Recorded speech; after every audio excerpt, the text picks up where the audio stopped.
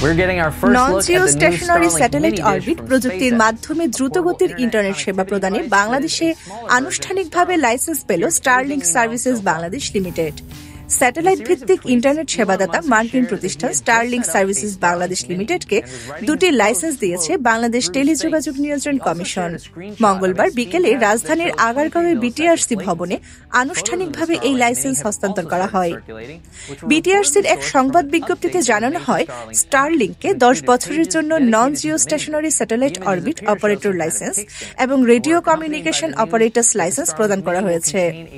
বিজ্ঞপ্তিতে আরও জানানো হয়, সরকারের পূর্বানুমোদনের পরিপ্রেক্ষিতে বিটিআরসি স্টারলিংককে দুটি লাইসেন্স হস্তান্তর করেছে।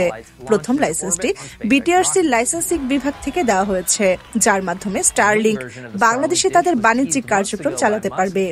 দ্বিতীয় লাইসেন্সটি স্পেকট্রাম বিভাগ থেকে দেওয়া হয়েছে, যার আওতায় স্টারলিংক ইন্টারনেট সেবা প্রদানে নির্ধারিত তরঙ্গ ব্যবহার করতে পারবে এবং প্রয়োজনীয় বেতার যন্ত্র ও আনুষঙ্গিক সরঞ্জাম আমদানি ও ব্যবহার করতে পারবে।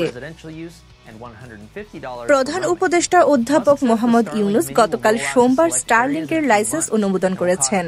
এরপর ডাক, টেলিযোগাযোগ ও তথ্য প্রযুক্তি বিষয়ক দায়িত্বপ্রাপ্ত প্রধান উপদেষ্টার বিশেষ সহকারী ফয়েজ আহমেদ তৈয়ব প্রথম আলোকে জানান, মে মাসের মাঝামাঝিতে বাংলাদেশে স্টারলিংকের সেবা চালু হওয়ার সম্ভাবনা রয়েছে।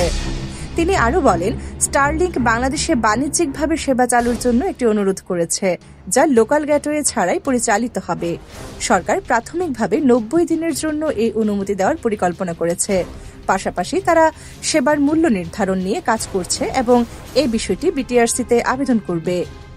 এই উদ্যোগের মাধ্যমে বাংলাদেশের প্রত্যন্ত অঞ্চলেও দ্রুতগতির ইন্টারনেট পৌঁছানোর পথ সুগম হবে।